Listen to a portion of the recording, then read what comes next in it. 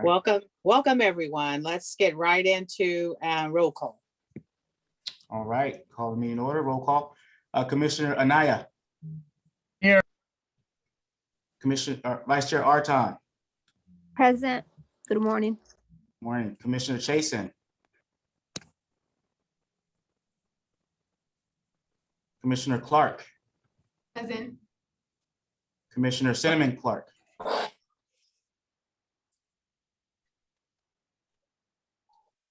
Commissioner De Los Rios. Present. Commissioner Desert. Present, and a happy belated birthday to our chair. Thank you. Commissioner Elliott Santos. Present, and also birthday wishes, Madam Chair. Thank you so much. Commissioner Evans. Commissioner Farouk. Present. Commissioner Fowler. Present. Happy birthday, Madam Chair. Thank you so much, sir. Commissioner Gillies. Present. Good morning and happy birthday. Thank you. Edith Sanchez on behalf of Sheriff Gore. Present. Commissioner Griffiths Jones. Commissioner Hassan. Present. Commissioner Hodges.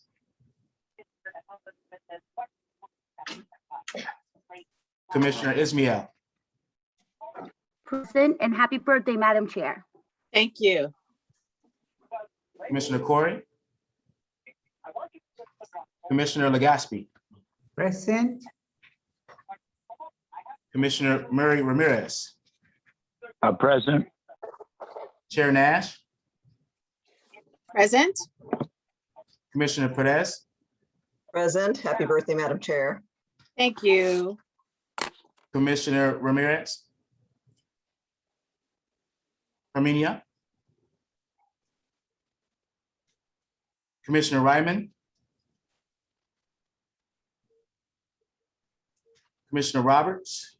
Here, sir. Good morning and happy birthday to our glorious leader. Thank you so much. Commissioner Ruderman.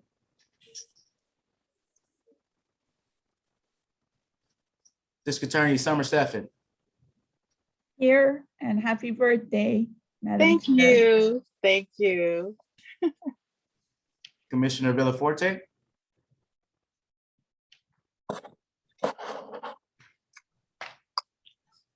All right, Madam Chair. All right. Well, welcome everyone. Welcome all of our wonderful commissioners and all of our public commenters and attendees. Welcome to our Leon L. Williams, San Diego County Human Relations Commission meeting. And we are now going to go into public comment.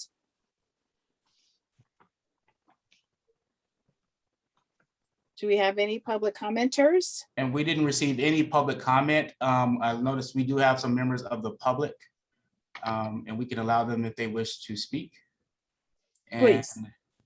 see Imani Robinson, if we want to allow Imani Robinson to speak. Yes, with a, what's your time, our time provision of 1 or 2 minutes? 2 minutes. 2 minutes, okay. Please.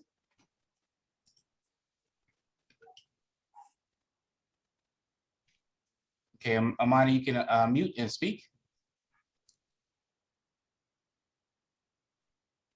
And you are unmuted, Imani.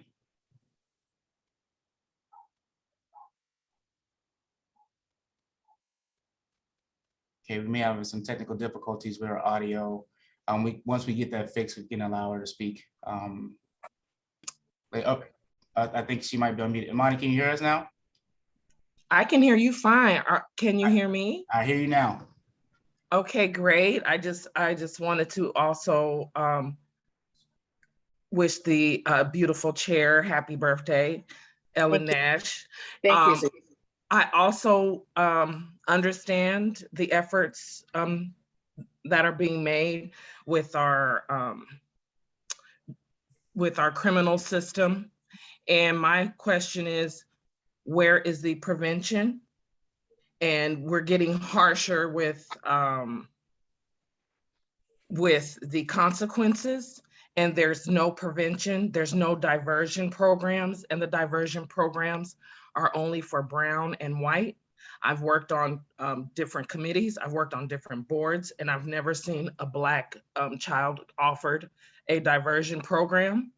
And yet, and still, the prisons are filled with Black children, and there's no diversion programs. I have asked, and then we also are allowed for our federal prosecutors to not tell the truth about our youth. And we have public defenders that are not allowed to bring in any evidence of truth. So we're in an epidemic of crimes with children and Black children. And that's all I can represent right now, because I know there are efforts for brown and white to get diversion programs, but our Black students are put out of the classroom, and they are put into prisons. And no matter what a parent does, it's beyond gross negligence. It's definitely at this point of seeing that this is intent. And we are creating holidays for Black people, but we're not creating any prevention of children getting into this system based on lies and based on not allowing evidence in. And children are going into the prison system. And I really, I am crying. There are citizens, or there are non-citizens that are being offered money. There are non-citizens that have committed crimes that are offered reparations. And I am at wit's end. And where is the humanity for Black children? I don't see it. Our schools are failing. I hear a lot of argument. One thing we all know that, well, when I was in school, we learned critical thinking, and we also learned cause and effect. And no one is working on the cause, and the only effect is our Black children, our Black boys, our Black girls being neglected and put into the prisons. And I can't take it anymore. And I'm just thankful that I have this opportunity to publicly speak on this, and that I am living this, and I am seeing this, and I'm seeing the lies that are put on our children, and I am seeing the truth being denied. And it is criminal, and it is definitely crimes against humanity. And I see the efforts of harsher crimes. I'm seeing grown men getting less time than our Black young boys. And it's atrocious. It is despairing. I can go on and on and on. So my question is, when are we going to stop allowing this? When are we going to stop putting our children out into the hallways and into the streets? When are we going to stop allowing students or children that want to get jobs and seeing help wanted signs and managers telling them that they don't have any openings? It's all about money. And our young Black brilliant boys are being sacrificed. It's not fair. It is, I don't even understand how we can create all of these boards and all of these committees, and we have evidence after evidence. we just did a UCSD or SDSU analysis. I'm sorry, my words are escaping me because I'm definitely emotional about this. We have just seen that Blacks in the nation, right here in San Diego, in the nation, have the hardest time finding places to live. We see that our Blacks are getting pulled over first and foremost and always, and not always arrested, but any and every time a white person is pulled over, if finally pulled over, they do get arrested. This is what we have found in all of this research. Okay. We have researched and developed. I'm Miss sorry, Rock- I can go on and on forever. I know you can. And your issues you're raising are very important, but we are at a 2-minute time limit. Thank you for giving me this time. I appreciate every one of you because I am pleading with you to do something about it. We don't need another meeting, another board. Okay. And I will mute myself. Thank you. Okay, thank you, sweetheart. All right.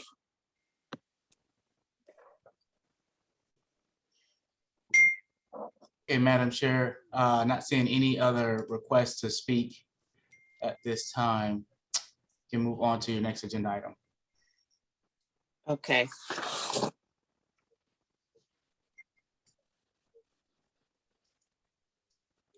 Our next agenda item has to do with, it looks like teleconferencing meeting. We've talked about this in the past, if I recall. Are we going to continue?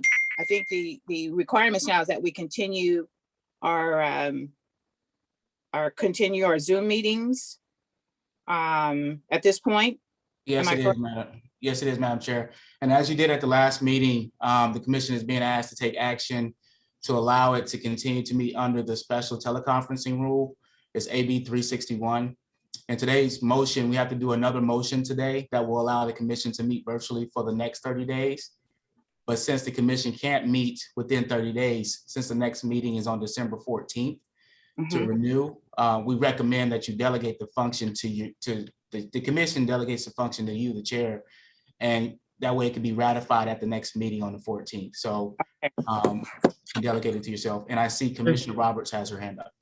Commissioner Roberts would make that motion to extend the Zoom meetings and delegate to our Chair Nash to make a determination for the December meeting, and then we'll ratify at the December meeting.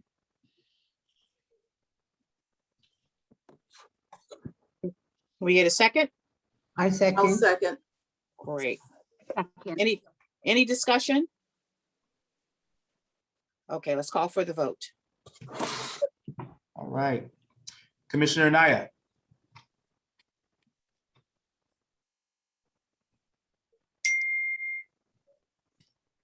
Vice Chair Arton. Aye. Commissioner Clark. Aye. Commissioner De Los Rios. Aye. Commissioner Desert. Aye. Commissioner Elliott Santos. Aye. Commissioner Farouk. Aye. Commissioner Fowler.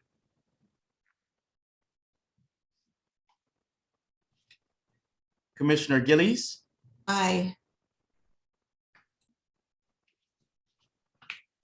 Edith Sanchez on behalf of Sheriff Gore. Aye. Commissioner Hassan. Aye. Commissioner Ismail. Aye. Commissioner Legaspi. Aye. Commissioner Murray Ramirez.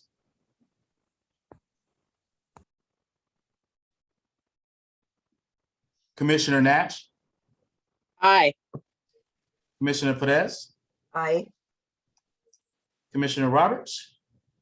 Aye, sir. DA Summer Stephan. Aye. Madam Chair, that motion passes. Oh, I wasn't called. Commissioner Evans. Commissioner Evans. Oh, that's right. You joined us a little. Commissioner Evans. Aye. Thank you. Still carries. Great, great. Thank you very, very, very much. Great. Let's move on to agenda 5. Our Council on American Islamic Relations. We have a presentation by the San Diego office. Welcome and thank you for being here. Good morning, commissioners. I hope everyone's doing well today. Happy birthday, Ms. Nash. Thank you. Hope you Thank have a so much. fantastic day and a glorious life ahead. Thank you. Thank you very much for having me here today. I appreciate it. I've been speaking to some of you and I've worked with a few of you. I've lived in San Diego for about 30 years. So this is home and I love my home and I love the people that I'm surrounded by. So this is my community. A little bit about CARE San Diego. CARE San Diego, Council of American Islamic Relations. CARE is the largest Muslim civil rights organization in the United States. We have about 30 chapters across the nation and 4 of them right here in California, 1 in San Francisco, Sacramento, Los Angeles, and then San Diego. The San Diego chapter has been in motion since 1994, but was officially established in 2007. Since then, we've represented people in discrimination cases, and we've done bullying surveys to, I don't know if some of you caught the last weekend's report where we published a report on bullying. We surveyed about 300 children, and the result of it showed that 55% of the children experienced bullying because of the way they look, their names, the way they dress, or their ethnicity. Hence, discrimination, bullying, these vices exist in society, and hence the need of an organization such as CARE. The Muslim population in San Diego is very diverse. We're about unofficially 100,000, and I'm sure that the current census will confirm some more numbers. We're spread across the county. A lot of our immigrants, about 50% of our Muslim population are immigrants from all over the world. A Muslim is not necessarily just someone who comes from the Middle East, but we have Muslims that a largest population of the Muslim community that we have in San Diego are South Asian immigrants. Immigration is in large numbers has brought Muslims to San Diego, but there is also Muslims that are converts, and they are people from all different walks of life, all different races. As you all know, that CARE San Diego has been doing a lot of work. I hope that you have followed some of our work in the last few months since the Afghan crisis has hit. Our office has been representing many community members. We helped 147 community members evacuate from Afghanistan and come to San Diego back home safely. In the following months, we've been able to help new immigrants learn how to file for humanitarian parole applications for family members that were left behind and are still looking to escape the violence in Afghanistan. Just recently, we were able to hold a Know Your Rights seminar and help our new Afghan community members acclimate to the ways of California and San Diego in particular. At these events, we are always able to complement the event with the vaccination services, food distribution. Just last week, we had an event at the Islamic Center of San Diego where we were able to help 50 families once again, and we did a training on how to complete Know Your Rights and also humanitarian parole applications. At these events, the families are usually bused by our volunteers because some of these families do not have transportation yet. So our volunteers have stepped up and been able to drive the family members to the location and then back again. Our partners in the community, ICNA Relief, has been able to do food distribution. Community Global Health has been able to do vaccinations. Some community members stepped forward and we were able to distribute backpacks and school supplies and clothing to children as well. All in all, the Afghan community is impacted, and this work, as many of the organizations here at this table have been continuing that work as well, we have been pitching in, doing our part.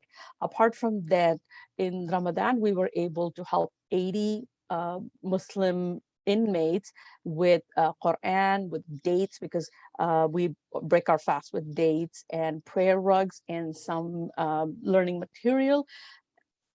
I heard a sister speak earlier about the school to prison pipeline, and that's something that I'm very passionate about. I absolutely am a part of a lot of coalitions that work towards justice in the legal system. We talk about a lot of, we're part of organizations such as the SDRC, which does immigrants' rights advocacy and education. I come from a background of immigrants' rights. I've done a lot of immigrants' rights work. So that is, and I am an immigrant myself. So immigrants' rights advocacy and education is a passion project of myself. And I have worked with the undocumented communities. So that is also a project that just close to my heart. We always stand with our DACA recipients. We're continuously, last few weeks, we've been asking Congress to support the DACA resolution and make the pathway to citizenship an easier process for our DACA recipients. Some other things that we have recently accomplished is we have a case from CARE California at the Supreme Court right now, where community members were trying to be entrapped by FBI. So we have an ongoing case where we're at the Supreme Court pushing for the rights of these individuals of not being entrapped by FBI.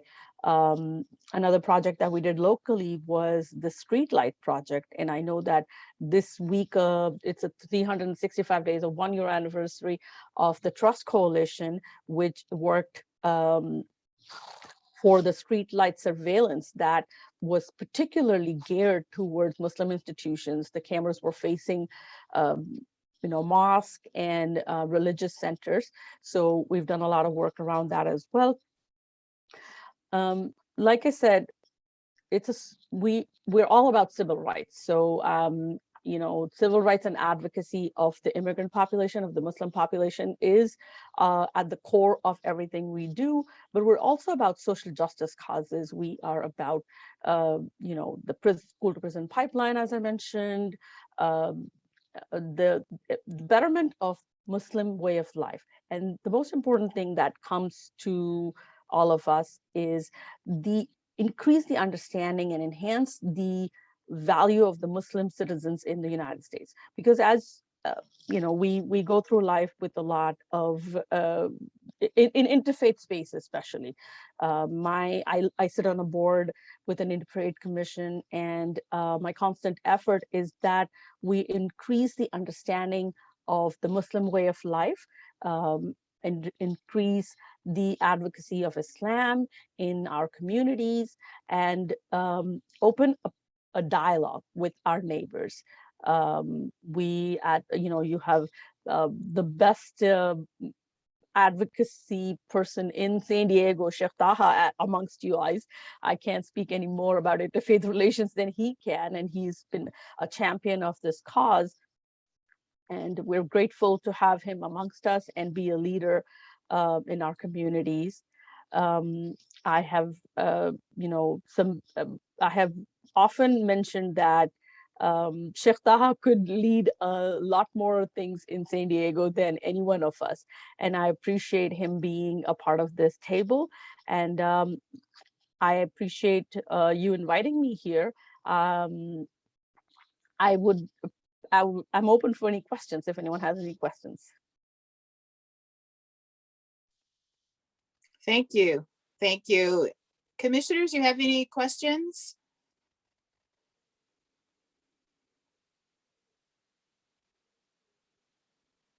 Summer Stephan, Chair, I just want to acknowledge Ms. Nizam and all of the work that she has done, and her team over the years that have helped educate women and children on human trafficking, helped some of our immigrant communities understand their rights under United States law. It's been just a real honor to work with her.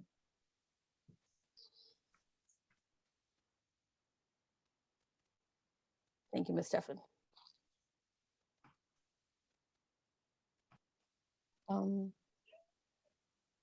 Imam Taha has his hand up. Yes. Yeah, I wanted just to say thank you, Tashin, for this very brief presentation about CARE, Council on American Islamic Relations. And I wanted just to say, in addition to what you have mentioned, that CARE is an organization that is embraced by the entire Muslim community. CARE is not affiliated with any specific mosque or Islamic center or a congregation here in San Diego, but CARE works with all houses of worship, all congregations, all imams. It's the organization that I turn to when somebody from my community comes to my office to report a harassment or an abuse or a bullying. I always turn to CARE and I ask them to handle the case. And of course, as an imam and religious leader, I help them as much as I can in serving not only the Muslim community, but anyone else who comes to us seeking help, seeking assistance because of racism, bullying, any wrongdoing that people might experience, unfortunately, in our beautiful San Diego. So again, thank you, Tashin, for your presence and your presentation. Commissioner Roberts has her hand up. I would just like to kind of reach out to all the representatives from our Muslim community and CARE. Is it pronounced CARE or CAR? CARE, I think. Anyway, I'd love to get like a tour and a sit-down discussion with you guys, just so I can learn more about what you're doing and get. I'm a great believer in talking to people face to face and not reading reports from different organizations, so I can get a first-hand opinion. So my hand of desire to learn more is stretched out to you. Thank you, Commissioner Roberts. I would really appreciate a sit down with each one of you. Let's grab lunch someday. Let's grab coffee. I know we're in a pandemic, yet we can have outdoor gatherings. So not only to Commissioner Roberts, but all the commissioners, my door is always open. I can drop in my email address, or my phone number. Please reach out. I'd love to have any one of you over, or all of you over for that matter. I did want to announce that we have sort of a banquet, a yearly event coming up on December 3rd, and special invitation extended to each and every one of you. We'd love to see you there. And I'll share the flyer with Mr. Strong so that he can send it to you guys. I'm actually available December 3rd. Perfect. Great. Great. Any other comments or concerns? We appreciate. Go ahead. Commissioner Clark, I just also wanted to echo Commissioner Stefan's words. Appreciate CARE, Tasneem, as your amazing work working alongside you. It's been a pleasure just to see the impact that you've had in our community. So looking forward to continuing to work together to make our community stronger. Thank you, Commissioner Clark. Great. Anaya's hand is up. Commissioner Anaya. Good morning, everyone. Thank you so much for joining us and for this presentation that you gave us and giving us an update. And I echo the remarks about wanting to get to know more about your organization. I've heard good things over the years about the work that you guys do, and obviously the big elephant in the room of what prompted all of this conversation is disturbing, continues to be disturbing. And I'm an action type person, and I'd like the opportunity to maybe have a conversation with you in the future about how we mitigate those type of comments by continuing to highlight the positive that you do and how we can help elevate the positive that you do, so that we can continue to do, make sure that the positive is what's reflected, and what I consider to be rumors or false information narratives go away. So love to get together, love to talk, and maybe even come back to this group in the future with some type of proposal about how we can elevate organizations like yours and others. Thank you, Commissioner Naya. I really appreciate those words. And, since we addressed the elephant in the room, I just, on my part, have, it's been a kind of a horrific experience. But at the same time, I have been really touched and moved by this commission and Commissioner Nash and her generosity and her leadership.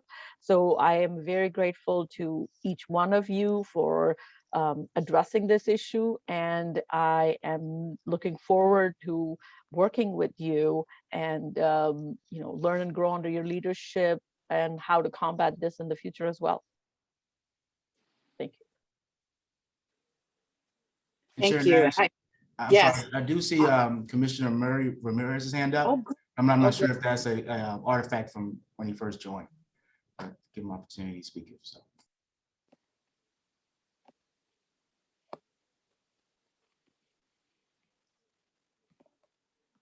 Maybe Commissioner Nicole? It's probably left over, then we'll go ahead and lower his hand. I wanted to make a comment as to comments as well. I echo everything the commissioners have said here today. And we are very, very interested in the work of CARE. I did some research with leaders in the community that I know and respect, and they had nothing but great things to say about CARE. We here at the HRC, we're promoting positive human relations. And in order to promote positive human relations, we have to get to understand the work that's being done for our residents in San Diego County. So I also echo the request to meet with you sooner than later and get to know the work that you're doing in the community to uplift the community and our residents here. And we appreciate everything you're doing and respect your work. And we definitely want to get to know, and we certainly want to bring you back so that we can hear more about the good work. But it is important that Human Relations Commission take on the positive messaging about all the work that's going on in the community to uplift our residents. And when we hear negative comments, it does alarm us, but it alarms us because we want to make sure that every resident in San Diego County is in a safe space and that they are respected and cared for. And in a time that we're living in today, people are hurting. And we want to make sure that all of our residents are taken care of and they're safe. Thank you. Thank you so much for being here. We look forward to working with you in the future. Thank you, Commissioner Nash. I look forward to meeting with each one of you. Thanks again. Commissioner Warson has her hand up, I think. Okay. Yes, sorry. First of all, thank you so much for presenting, and please let us know if there's any way we can support, at least personally. I don't want to speak for the commission, but also sorry, Commissioner Nicole said their mic's not working for them, so I just wanted to let everyone know that. I don't know if we want to call on them again and see if it works. All right, thank you. We'll try again. Naresh, you want to go ahead and see if you can unmute him and see if we can allow him to speak.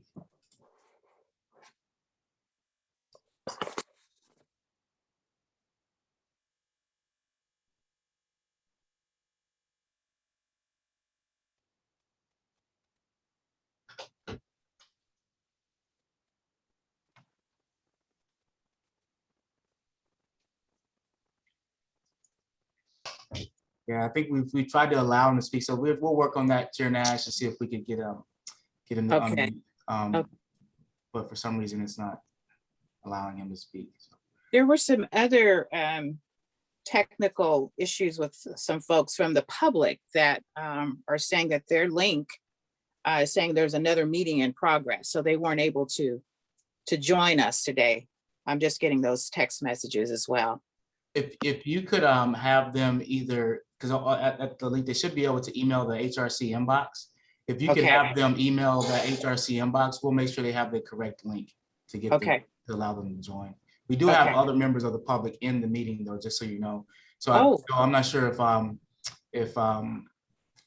not sure what that issue is, but we'll definitely look into it. Okay, all right. Okay, let's go on to our next agenda item.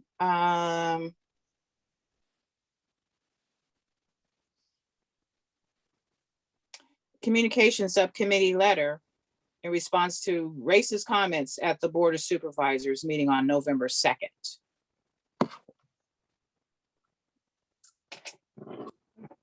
So as you know, Madam Chair, the subcommittee met yesterday and they didn't have a quorum, so they weren't able to take any action. So it decided to bring the discussion to the larger HRC today. So I'll turn it over to you or Commissioner Anaya for discussion. Yeah. Commissioner Anaya? Chair, I can defer to you and jump in if you need me. Okay. The racist comments or comments that were made at our November 2nd meeting, particularly directed towards our Board of Supervisors, was very alarming and very disturbing, very hateful direction. And I believe some of the commenters, public comments, folks who were having problems joining us really wanted to raise issues, particularly related to the racist comments that were directed towards the Board of Supervisors and in more specifically, our own our Director of Public Health, Dr. Wilma Wooten. And comments toward Dr. Wilma Wooten have been ongoing for the last 2 years. We are HRC, we're about promoting positive human relations. And I wanted to bring this to your attention in a way that we either respond or submit a resolution to the Board of Supervisors, as others have done, on the appropriateness of racist comments during Board of Supervisors meetings. I know there's a free speech obligation, but when there's a personal attack being made on the public, I think HRC, we need to respond. And that's why I brought this matter to the agenda today, in order for us to decide on how we want to respond and in what manner.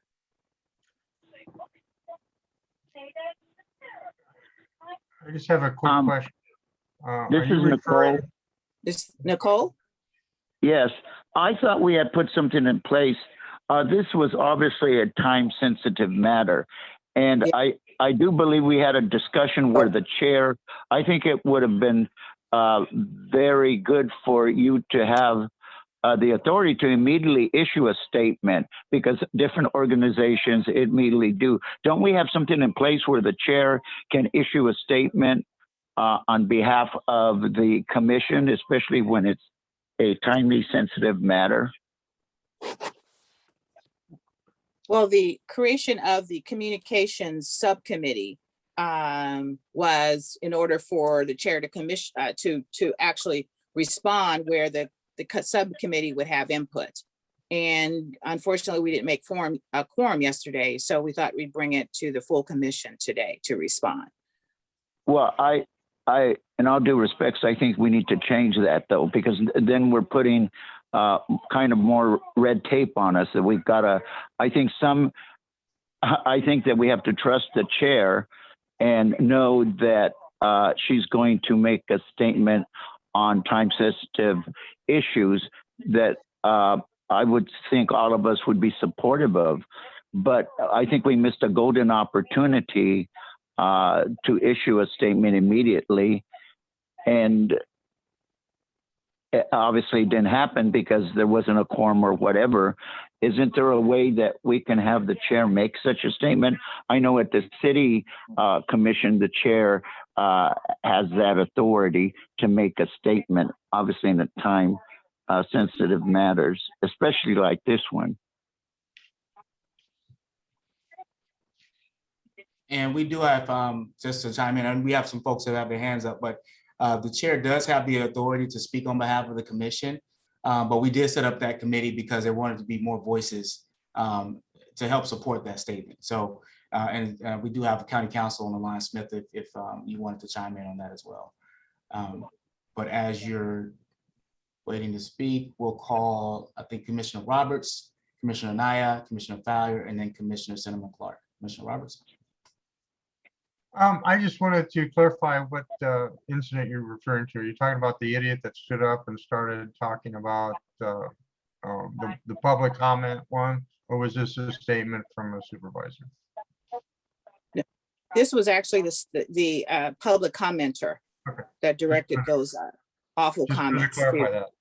Yes, yes. Thank you. Commissioner Naya. Just a couple quick points.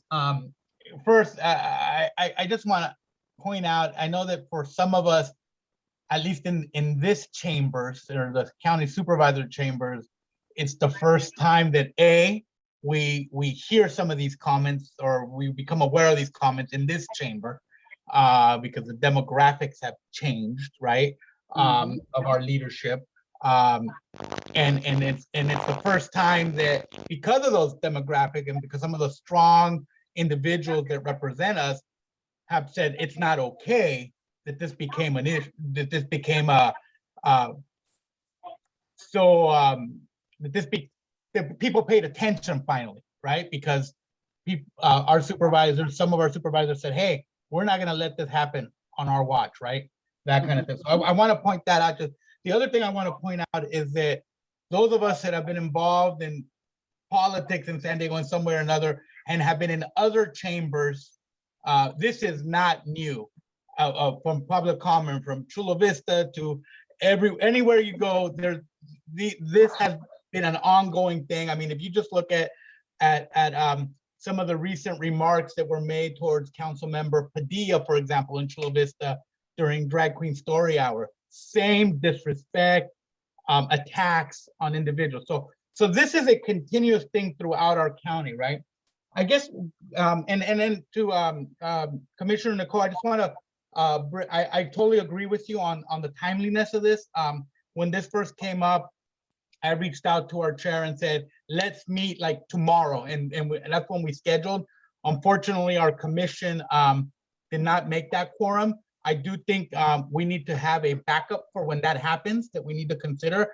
If we are unable to bring quorum or a meeting in a timely manner to provide those additional voices, then as a de facto, our chair should be able to respond. So I think that's something we do need to consider. All that said, what I'd like to ask, and maybe legal counsel, I know there's some First Amendment issues, First Amendment rights that we do need to respect. It's a slippery slope, right? And it's not always clear. But my question, I guess, to legal counsel is there anything that can be put in place to help address these kind of situations?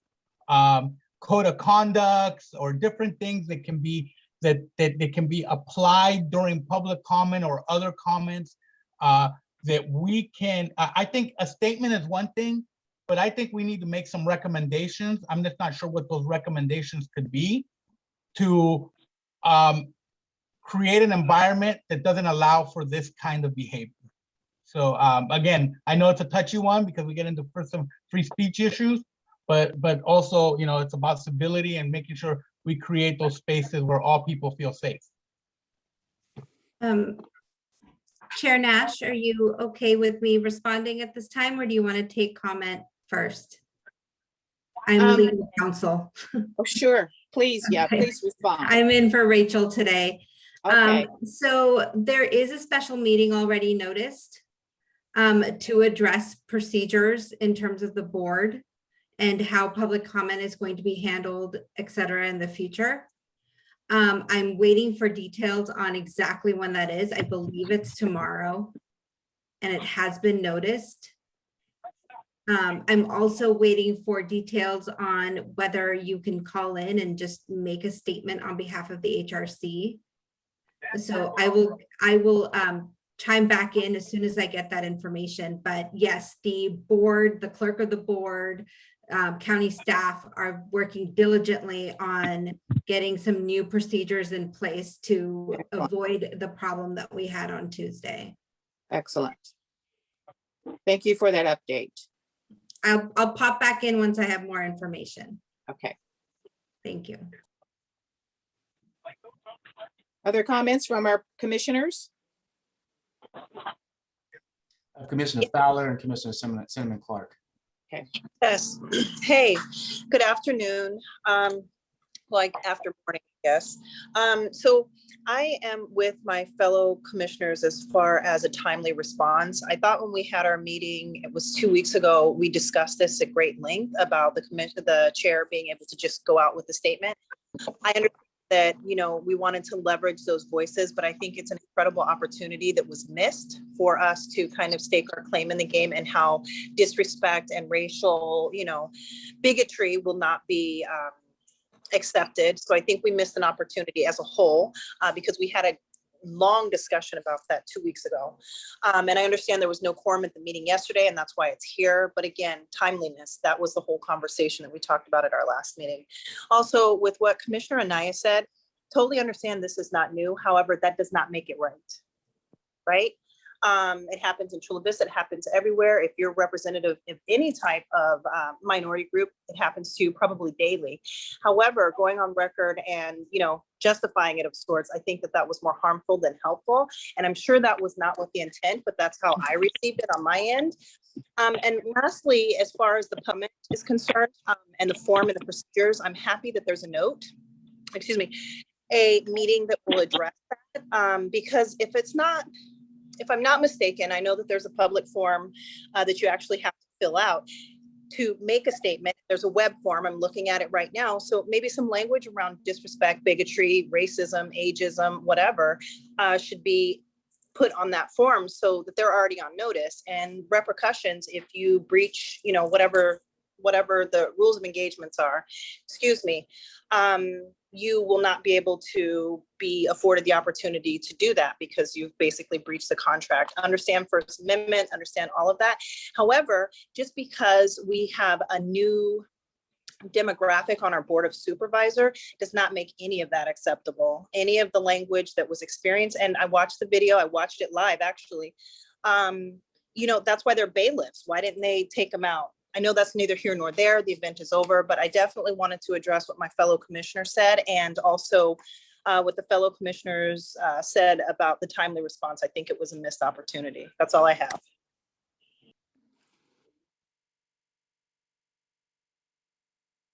Commissioner Fowler, and then Commissioner Greeley. Thank you, Chair. That was anytime I know that we're trying to put in protections and policies and procedures to deal with members of the public when they act out. Unfortunately, for the last couple years, the country's been in a position where people have come out and spoke openly about their feelings, you know, without regard to being tactful and respectful all around the country.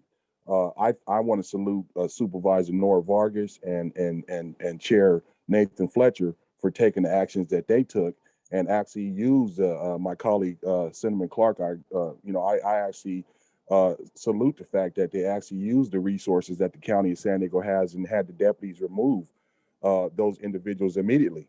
You know, but that's what we need to do. And in fact that the meeting was public, it was on video to let people know that if you come down there and misbehave, we don't really need to put any policy in place. We should have a policy in place. Let me say to correct that. But with the if you violate it, you know what you're going to do is you're going to be immediately removed. I think that if they had a red button or something to let the deputy see a light go on, and take that person, cut the mic off, and two deputies come up and escort those individuals out of the chambers.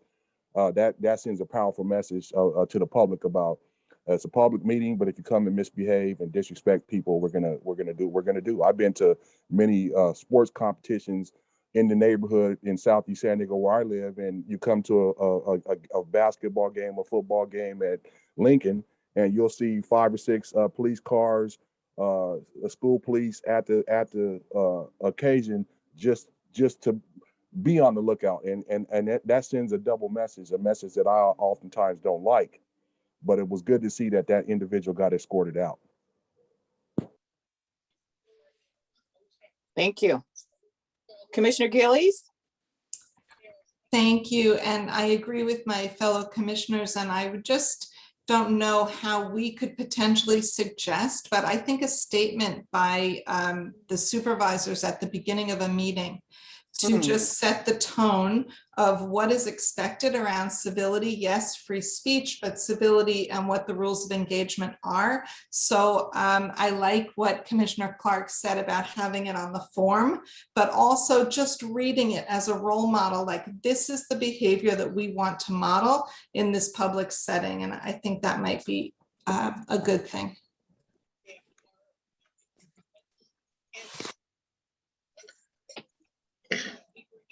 Excellent.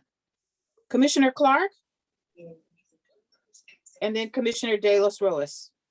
Oh, I'm sorry. I didn't realize my hand was still up. I don't have anything else. That's Commissioner Kate Clark. Oh.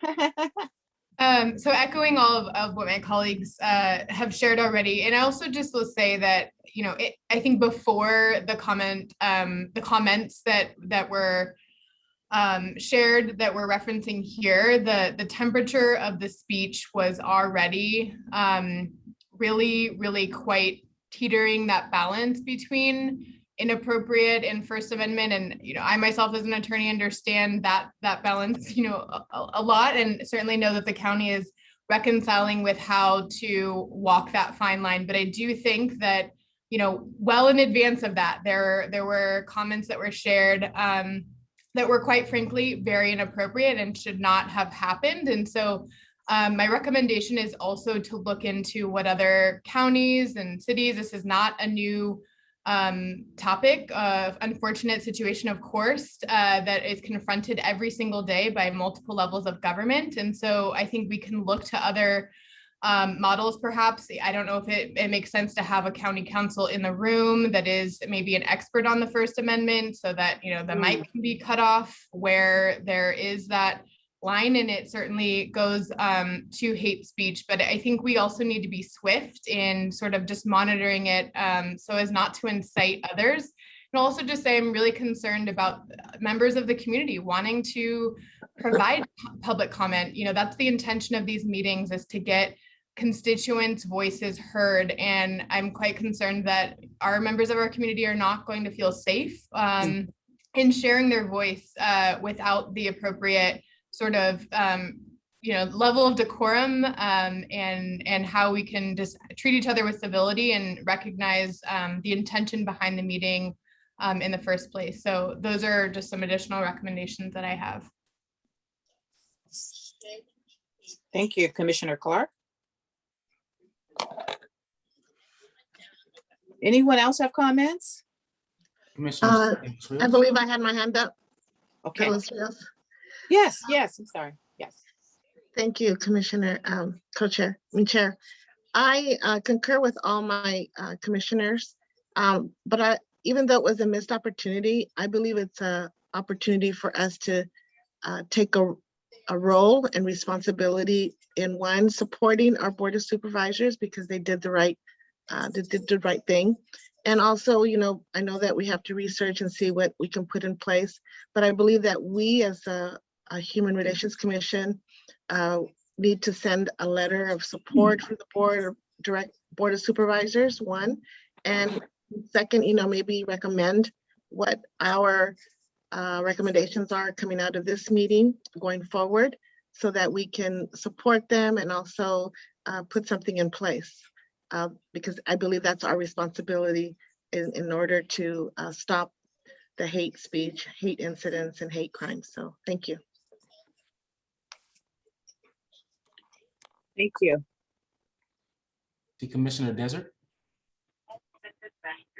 want to thank all my fellow commissioners for their comments on this. It is heartbreaking and infuriating to hear hate speech spoken like it was at the meeting. And at the same time, the First Amendment is a real right that we enjoy in this country. And unfortunately, most hate speech, unless it directly incites violence in a very direct way, or something like calling out fire in a crowded room when that's not true, is protected under the under the First Amendment. And so I know that is frustrating. I know that is difficult. These are the moments where that right can be deeply painful for our communities. But at the same time, I want to say that how you fight hate speech is with speech and action. Vice Chair Vargas said, "Not in my house, not under my watch," and she stood up and made a stand that that kind of language may be legal, but it's not right.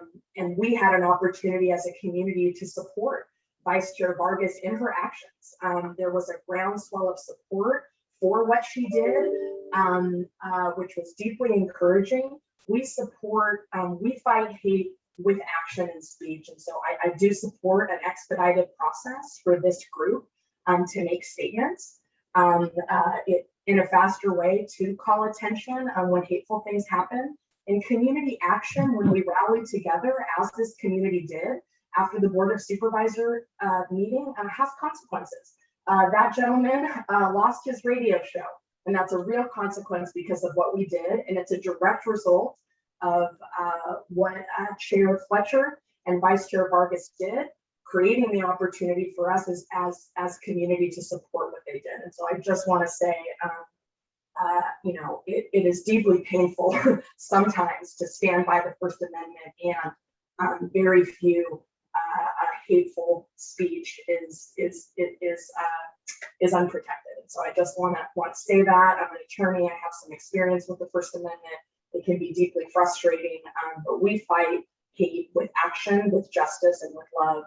Proud of our supervisors for modeling that this is unacceptable, for calling attention, and for allowing us as communities to support their actions and to stand up and say that it's not right.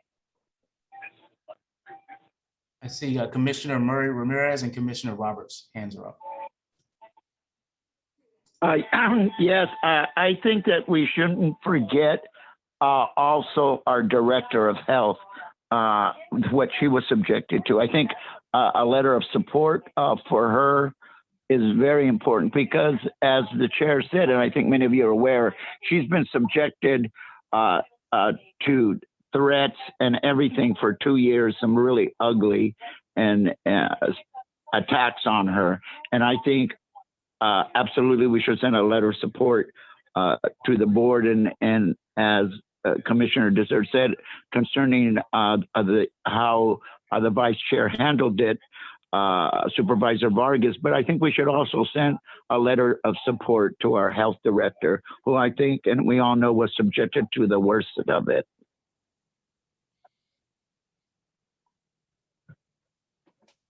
Commissioner Roberts. Commissioner Roberts? Oh, okay. I wanted to agree completely with what Commissioner Dessert had to say. Clamping down on the Second Amendment is, or it's the First Amendment, Second Amendment too, but First Amendment is a true slippery slope. I mean, when you start having people making decisions of what's right and what's wrong to be said, you have, you know, people making decisions about misinformation or, you know, questioning other people. That's what this First Amendment was written all about. If somebody wants to stand up, and I'm going to make this as blatant as possible, and make a total idiot of themselves and be willing to suffer the consequences, that is something that's protected by the First Amendment. And you know, and I'm really glad to hear that this guy was, you know, lost his radio show. I mean, that kind of effort isn't necessary. It isn't appreciated by a lot of people, and I, even as a hardcore conservative, think that is completely and totally out of line. But along with the evil Nazis and people that have the right to speak, you know, they do, unfortunately. Unfortunately, that's that double-edged sword thing. And we have the right and the authority and the option of disagreeing with them and saying and putting them in, correcting what they're saying, but everybody does have the opportunity to say what they need to say. So anyways, thank you. Commissioner Fowler, Chair Nash. Yeah, I just want to comment on that last comment. And from time to time, we do have disagreements here at this. I didn't hear anyone else on the call that we're currently on today talk about what their political affiliation is. And I don't believe this has anything to do with political affiliation, whether you're conservative, you're liberal, or whatever, or in the middle, it doesn't matter. And if we buy into what the comments that were just made, somebody has to be disrespected, and their rights have had to be violated in order for someone else to be able to speak their mind. And I don't think that's proper. Proper decorum in a public forum. We live in a country where ultimately, if you bring a case, you can go to the U.S. Supreme Court. That type of behavior would not be tolerated in the U.S. Supreme Court, and matter of factly, it would not be tolerated right here in the county court. So that we need to come up that person got escorted out, and that should have always happened immediately.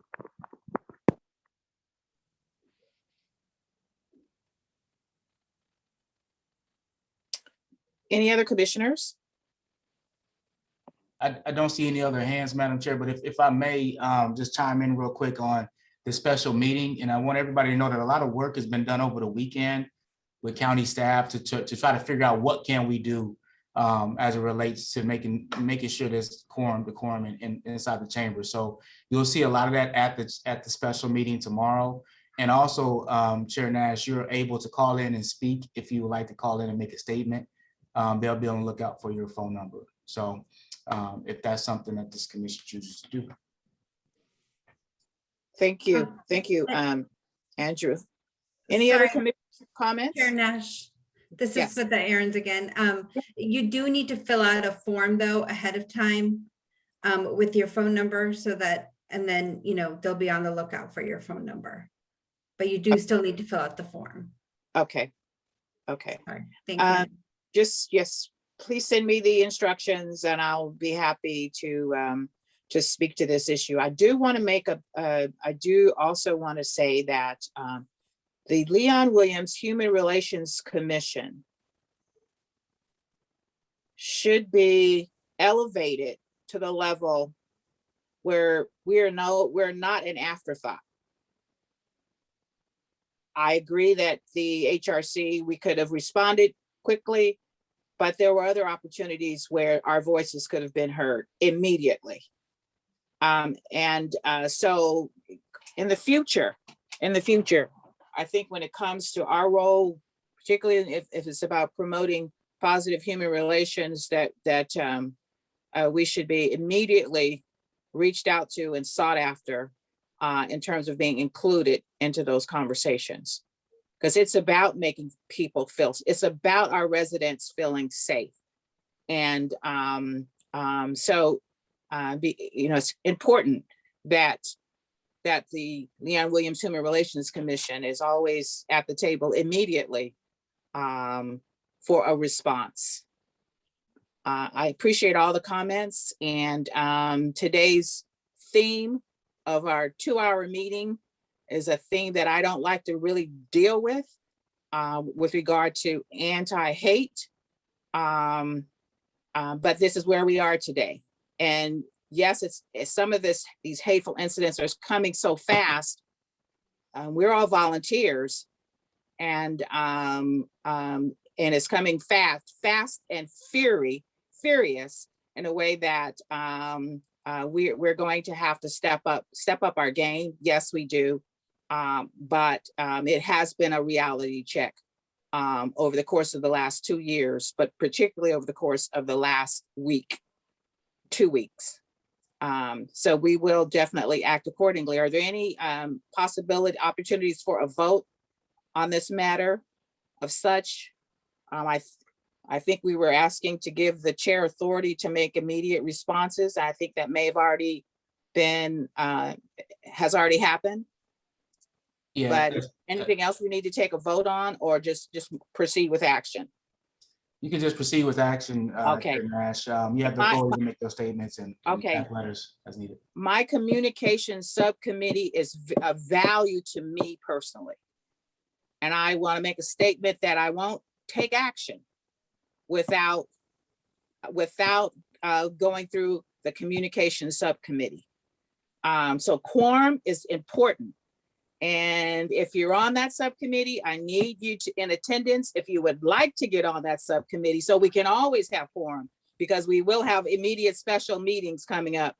Please reach out, please let me know, because your input on the communication subcommittee, as you can see, obviously, is very, very important and very timely in terms of getting the kind of response that we want to represent our commission to be. So please, either if you can't be involved with that committee because of quorum, please let me know. If you can, please step up, because that committee is very important to me in my role as the chair. Thank you very much. And I see Commissioner Gillies hands up. I thank you. First, I want to apologize, Chair, because you know that I was overseas at a funeral and I am one of the members, and I missed the meeting yesterday. But I'd love to see more members. So in an emergency, we still have a quorum. I just wanted to clarify, because we had this question on the city HRC, the same question. And it was determined, and maybe there are different legalities, but it was determined that the chair of the city HRC could write a letter as the chair, but not on behalf of the commission. And I just want to clarify if that's still the case for this commission. It is. So if the letter was, if the chair was to draft a letter without going to the subcommittee, it would be on behalf of her. Without going to the entire committee to be approved. The delegation was given to the subcommittee to respond to these types of events as a subcommittee on behalf of the chair, or on behalf of the commission itself. So if the chair said, for example, if we didn't have a quorum and the chair decided to write the letter, it would be on behalf of the chair. Okay. That would be the immediate action that you would do. Thank you. Thanks for the clarification. I think I got that right. Our counsel just said I said it right, so that's good. Great. Well, thanks for the clarification. Thank you. Okay. Can we go on to the next agenda item? Any more discussion? Any more discussion? Okay. Commissioner Marita Midas' request that we also send a note to Wilma Wooten. Just wanted to make sure that didn't get lost.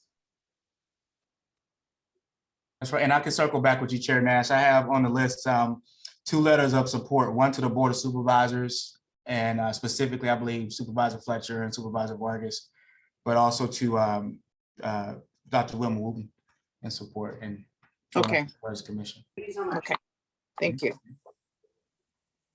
Maybe Chair Nash, if I may, I just want to assure the commission that anytime an incident like this happens, just for you to know what happens behind the scenes from the DA's perspective, is we pull the tapes, because what we are looking for is whether there was a criminal threat, because that then that's a different thing where the DA then can step in, like we do when we distinguish between hate incidents and actually hate crimes and threats. Hateful speech, unfortunately, as has been mentioned, for the most part, is permissible, but anything that is a threat or incites a threat is a different category and can be a crime. So just for you to kind of know that there's work that always goes on where we pull those and we are looking at whether that line was crossed for 2 reasons. One is to protect the safety of the persons that are being threatened, to make sure that they have a safety plan those kinds of things, and then to see if there's an actionable conduct, actionable criminal enforcement that can be brought. So that happens routinely, but we don't talk about it because these are, I'm talking about it now to give you the general process, but we don't then announce something unless there's a conclusion that we're gonna charge something. Got it. Yeah. All right. Thank you. Thank you, Commissioner Stefan.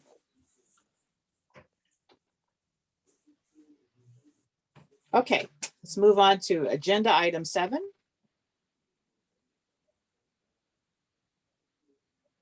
It's a letter from the City of San Diego Human Relations Commissioner Tootie Thomas regarding the ending discrimination and transphobia by amplifying the visibility and voices of the transgender community. That's our agenda item 7. And Chair Nash, I'm sorry. Is This was Commissioner Thomas here? Is she? No, but I am Okay. speaking on that behalf. Okay, what we're trying to accomplish here with my fellow city commissioner representing the transgender community is to achieve a combined letter of support or a proclamation which will send a strong signal that the city and the county human relations is in big support of the transgender community, ending transphobia, hate, and discrimination. So that's one. And there are other opportunities that the County Human Relations Commission can show support. There is the Transgender Pride Flag raising ceremony on Saturday, November 13th, 11 a.m. at the Hillcrest Pride Flag. And then it's the kickoff for the Transgender Awareness Week. And on November 20th, exactly the Transgender Day of Remembrance, there will be a celebration at the Waterfront Park starting from 5 to 6 on Pacific Highway. So if you need more information, you can contact me. But what I'm trying to accomplish here is for the full commission to join the city Human Relations Commission in making a statement of support or a proclamation of support for the transgender community. Thank you so much.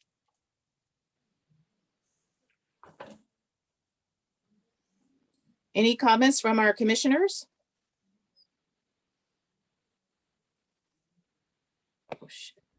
Yes, I kind of feel obligated to make a statement or make a comment because I'm the other transgender commissioner here.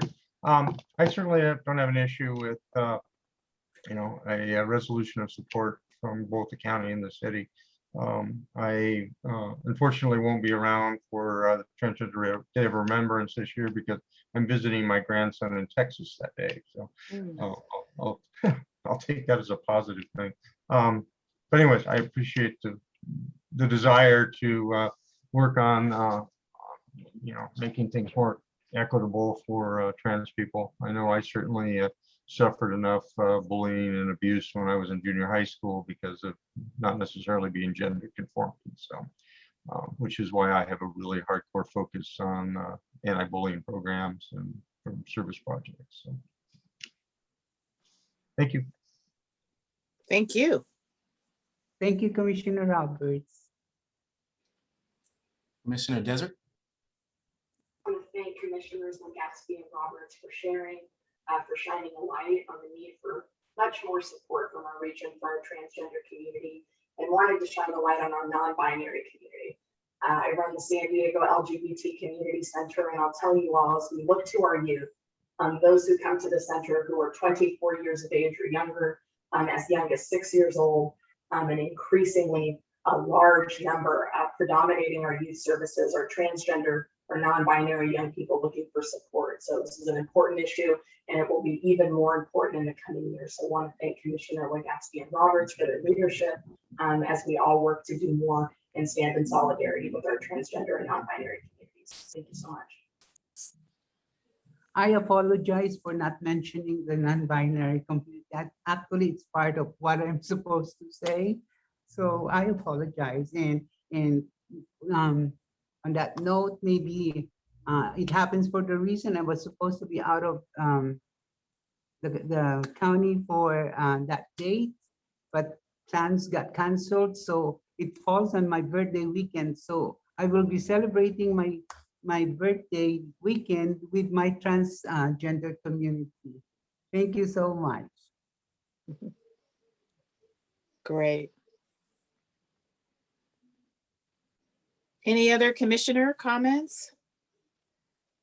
My question is, how would we combine this letter from the city of San Diego County or city human relations and the county? How would we make that letter happen? Okay, I think what I'm thinking is the city commission will have their letter, and then the county would have that letter. So it's like Combined. Combined as one. Okay, and the chairs would sign it? Is that what you're asking? Yes, ma'am. Okay, okay, great.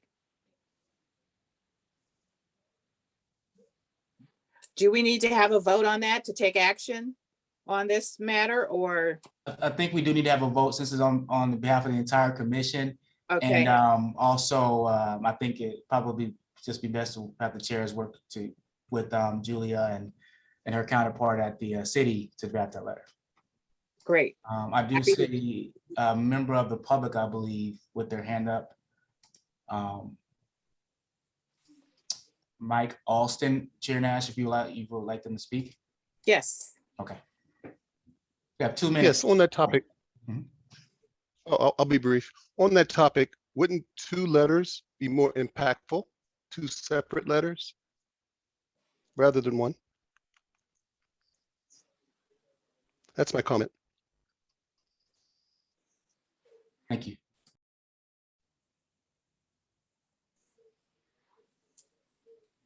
That's exactly what I have suggested.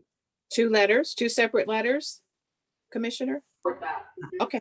Yeah. Okay. Thank you so much. Okay. So the motion on the table is to have 2 separate letters, one from the City of San Diego Human Relations Commission and 1 separate letter from the county, the Leon Williams San Diego County Human Relations Commission. Yeah, expressing. I'd make the motion since it actually wasn't made, and I think it's appropriate for Julia to second it. I second. Thank you. Call for discussion. All right, let's call for the vote. All right, Commissioner Anaya. Aye. Vice Chair Arton. Aye.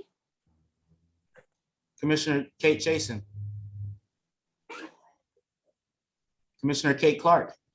Aye. Commissioner Cinnamon Clark.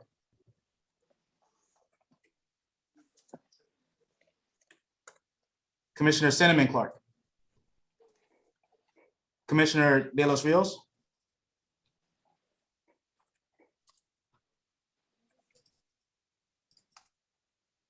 Commissioner De Los Rios. Commissioner Desert. Pride, I vote aye. Commissioner Elliott Santos. Aye. Commissioner Evans. Aye. Commissioner Farouk. Aye. Commissioner Fowler. Aye. Commissioner Gillies. Aye. Commissioner Edith Sanchez on behalf of Sheriff Ward. I did have a quick question. Sorry, being that I'm new. Are we approving to have this letter, but will we vote on the letter once it's been already structured? Is that I'm just trying to understand how this works. No, the motion will be to draft the letter and to send it on behalf of the commission. I believe you need to make a separate motion if you wanted to review it. And council, feel free to chime in if that's inaccurate.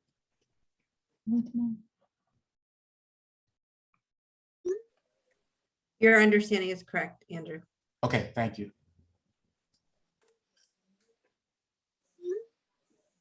Yes, I would like to defer at this moment to ensure I, get the connect with the sheriff on this. Okay, so you abstain? Okay.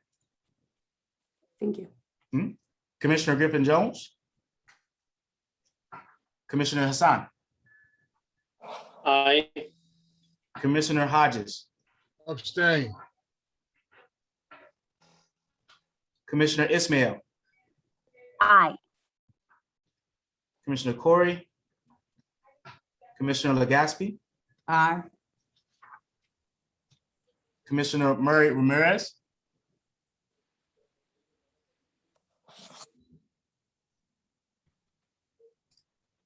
Commissioner Murray Ramirez? Aye. Chair Nash? Aye. Commissioner Perez? Aye. Commissioner Ramirez? Armenia? Commissioner Ryman? Commissioner Roberts? Let me think about this. Oh yeah, aye. Commissioner Ruderman? DA Stephan? Aye. Commissioner Villaforte? Count this up real quick. 11, 12, 13, 14, 15, 16, 17. Madam Chair, we need 18 votes. That actually does not pass. We only have 17 votes. We have 2 abstentions. Okay. Okay. Is there another way we can promote this or promulgate this request or this motion? Do we actually, have we changed our quorum at this point in time? Because I know a couple people dropped out. Oh.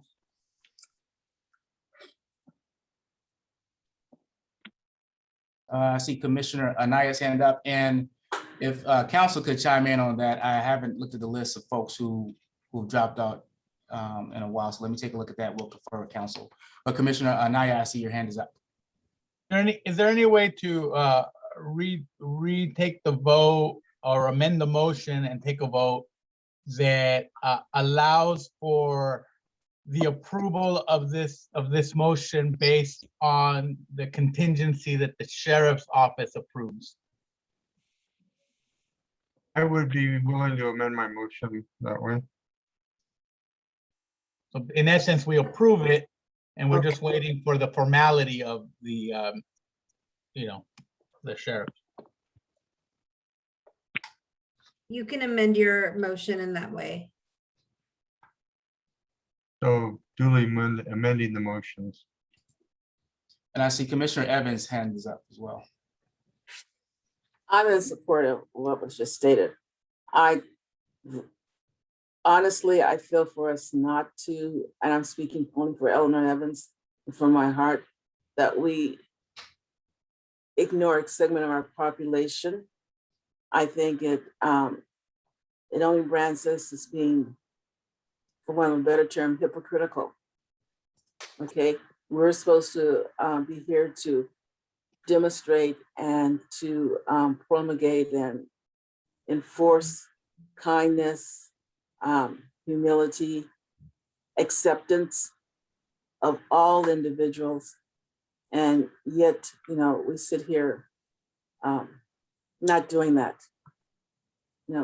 For one of the most marginalized group of people, that transcends all ethnicities, religions, whatever.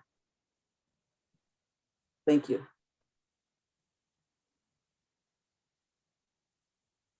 I'm not quite sure what Commissioner Evans said. You're not sure what I just said? Yeah, it kind of seemed to bounce around, and you had faded in and out a little. I'm really upset. Maybe that's why it's bouncing around, but I'm really upset that this did not pass. And I think it really should have. And I was really addressing those people who abstain. I understand they have the right to abstain, but also they need to look within their own hearts as to what it is we do and where we are and where they should even be on this commission. This is Commissioner Ramirez. Can I say something? Absolutely. I'm concerned, and all due respects to the sheriff, sometimes the sheriff frequently is not on this meeting and sends representatives. Now, this concerns me because I am a past chair of the sheriff's LGBTQ advisory board, and I know that Sheriff Gore would have voted for this. So it strikes me unfortunate that if the sheriff can't be here, that in all due respects, he has a representative that does not know the issues or his feelings on this. I am sure that the sheriff would have absolutely voted for this. Julia Legaspi is on his advisory board currently.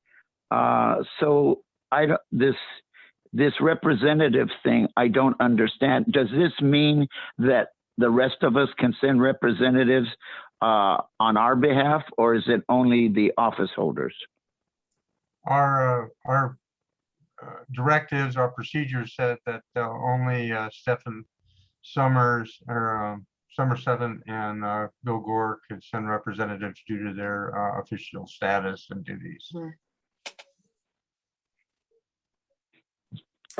Thank you for that comment. And I will say, unfortunately, the sheriff is out of town, and that's one of the reasons why he could not be here. And, in speaking with him on the process and me attending to these meetings, he did let me know, it's okay to let people know that we can get back. So it's not a yes or a no, again, on this important issue being discussed. I just want to clarify that. And I'm just trying to follow, the best process at this time. And thank you for your grace, again, as I'm learning in this new role. Thank you. I also see, I thought I saw Commissioner Farouk's hand up. May I make a comment? Yes, you may. Hi, sorry. I was just trying to rejoin the call as I was disconnected.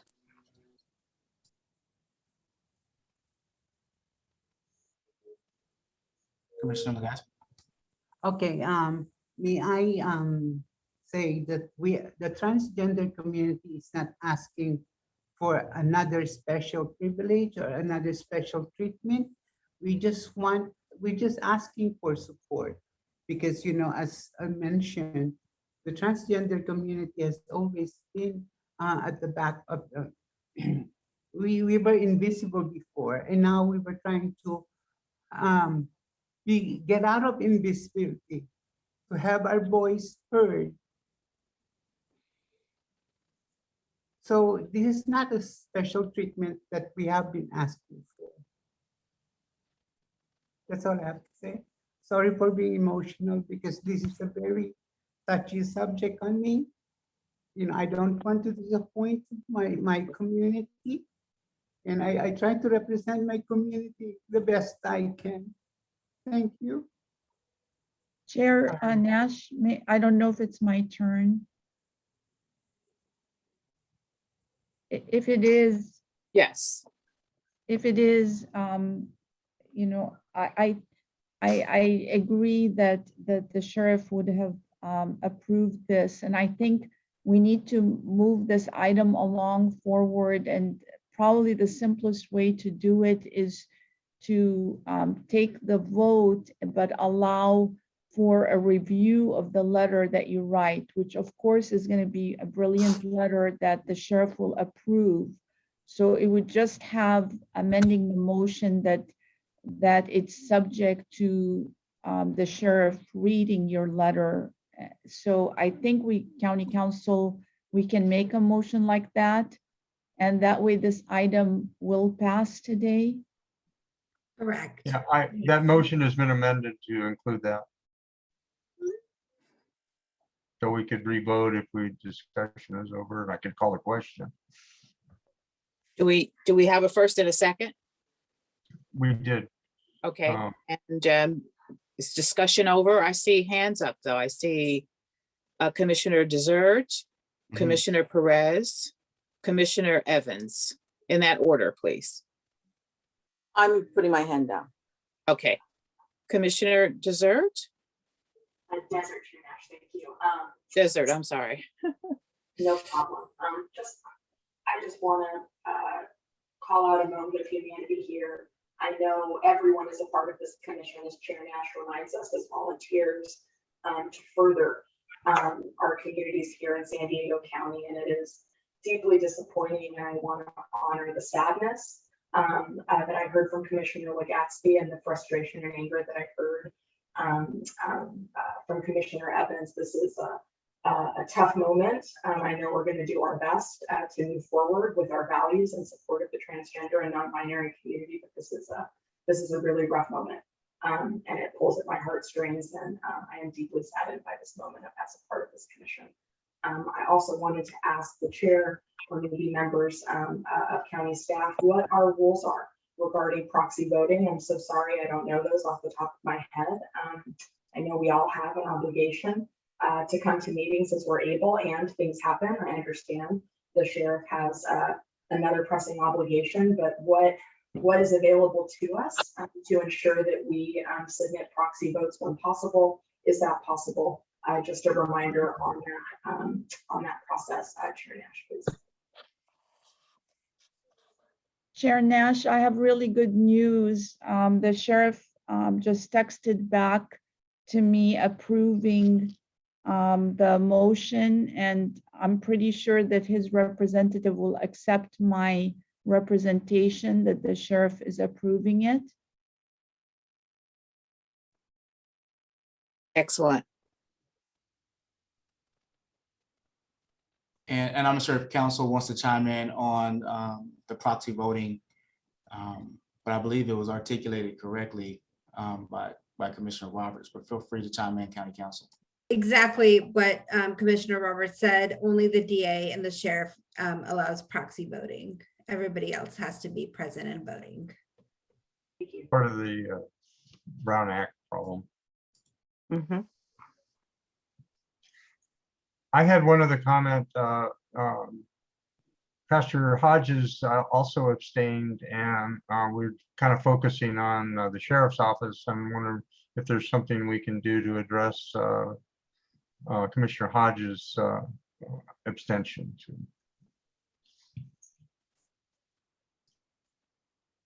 I don't know what the subject matter. I mean, I came in late, so I don't know what's going on.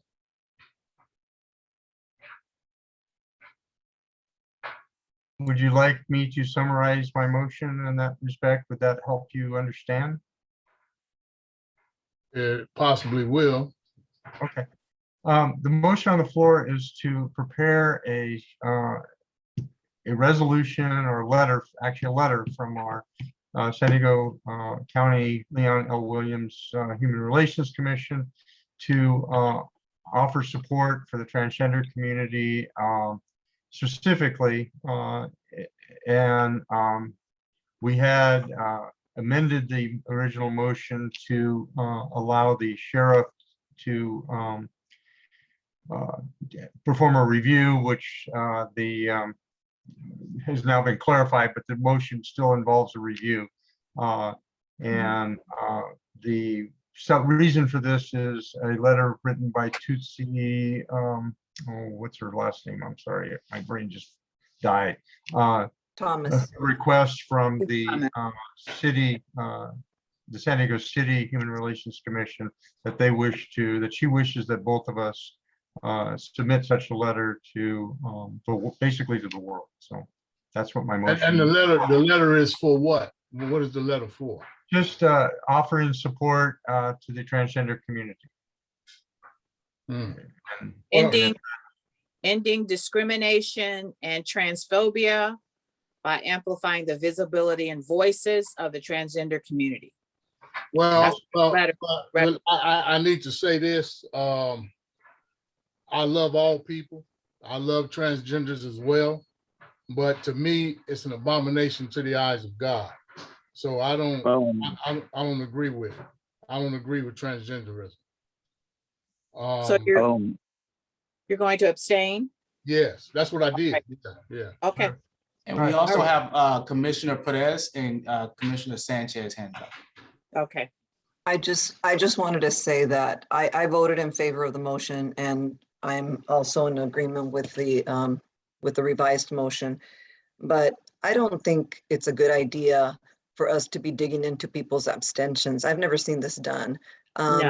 Because to me, it leads me to believe, okay, 2 or 3 people maybe abstained. I just don't think it's right that we go and pressure them to change their vote because for whatever reasons they abstained, obviously for something. And one thing is that they didn't understand the motion. Okay, that's perfectly clear because we can also say, can you repeat the motion? But for us to be, I don't think it's appropriate what we're doing. And if I would have been the only one abstained, I wouldn't want the whole commission questioning me as to why. I didn't appreciate the comment about calling them hypocritical either. That we are not hypocritical. We all have our own opinions and our own thoughts. And I think being forced into a motion, I think that's inappropriate. I've never seen a board, and I've sat on boards do that. I don't agree with any of that. Again, I stand by my vote. I agreed with the motion, but for us to be pressuring people about their abstentions, never seen that done. And I'm pretty disappointed that we are actually singling people out that way. Okay, my apologies. I just like to try to reach consensus. I don't feel pressured, and I don't mind telling my thoughts of what I think in regards to the Word of God, and I'm sticking with that. I'm against all sin, and I'm against anything that's not lining up with what the Bible says. So that's where I am, and I don't feel pressured about it. But I am going to speak the truth. I'm not. And I think that's okay, but maybe somebody else would have feel pressured about it. So I mean, I think that's great that you don't, and you're okay. I'm just speaking in general. Right. This is Commissioner Ramirez. I'm more concerned about a statement made at this commission meeting about, in the eyes of God, that 2 of our members are abomination. We've just discussed a board of supervisors meeting, and now we have one of our commissioners. We have 2 commissioners who are transgender, I believe 3, and now no one seems to be concerned about pressuring. Let's be concerned about the statement that 2 of our transgender commissioners are abomination to God. This is so disrespectful and I agree with that unacceptable. too. I agree with that too. That this whole meeting right now, I'm truly disappointed in the comments and the way we're going about it. It really needs to stop. We should be the example, and here we are doing the exact same thing. I agree 100%. Well, then maybe this is Commissioner Evans. And Commissioner, I speak. Wait, this is Commissioner Evans. All right, Commissioner Evans, and then we will. Then I have some statements to make. Go ahead. Through the chair. All right, and I will not apologize for what I said. I think we're supposed to be the role model for the community, and we were elected and selected to represent everyone's position in terms of human relationships, human rights. And I stand by my word. I stand in my truth. I did not say it to pressure anyone, but perhaps for people to realize that, we cannot be selective. We'll support this group of people. We will not support that group of people. And that's what the message is coming out into the community. That was my point. And it is heartbreaking when I interpret it that way. And I think I'm really, when it comes to human relations, very liberal. Okay. So that's my statement, and that's my stance. And surely, you know, I'm only 5 feet tall, a little old lady, so I don't think I can pressure anyone. Thank you, Commissioner Evans. Commissioner, I see hands up. Commissioner Anaya's hand has been up for a while. Also, the sheriff's designee, Edith Sanchez. I'm just, you know, I can echo some of the comments of disappointment, but I'm going to attempt for a second to, it appears to me that we now have the votes necessary to move this forward and support this community. So I'd like to formally call the question. Hopefully this can be, me calling the question can be seconded, so there can be no more objection and no more comments. And we can move straight to a vote and move forward. I'll second that. Commissioner Evans speaking. Agree with Okay. calling the question. Let's call for the question. All right, we'll vote. Let's call for the vote. Commissioner Anaya, Aye. Commissioner Arton, Aye. Commissioner Kate Chasen, Commissioner Kate Clark, Commissioner Kate Clark, Aye. Commissioner Cinnamon Clark, Commissioner Cinnamon Clark, Commissioner De Los Rios,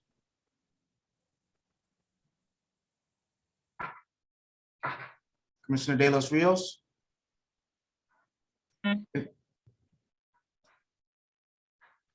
She's still on. Commissioner De Los Rios. She's muted. Okay, we'll come back to you. Commissioner Desert,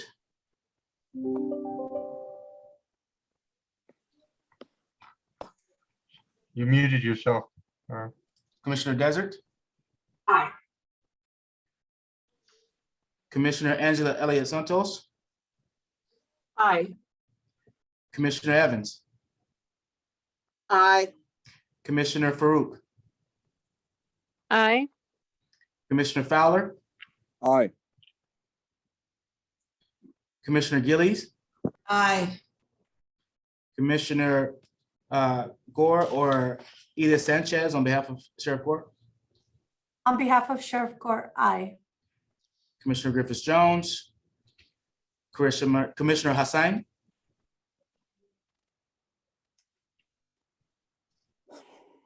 Commissioner Hassan, No. Commissioner Hodges, Abstain.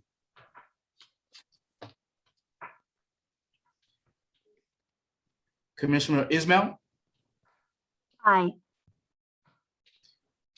Commissioner Corey, Commissioner Legaspi, Aye. Commissioner Murray Ramirez, Aye. Chair Nash, Aye. Commissioner Perez, Aye. Commissioner Ramirez, Commissioner Ryman, Commissioner Roberts, Aye, sir. Commissioner Ruderman, DA Stefan, Aye. and we'll go back to Commissioner De Los Rios.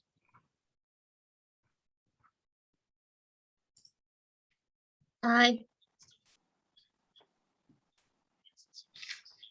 That motion passes with 18 votes. Thank you. Thank you, fellow commissioner. Thank you, Matthew. Yes, a very good point. I know that in the beginning we had established.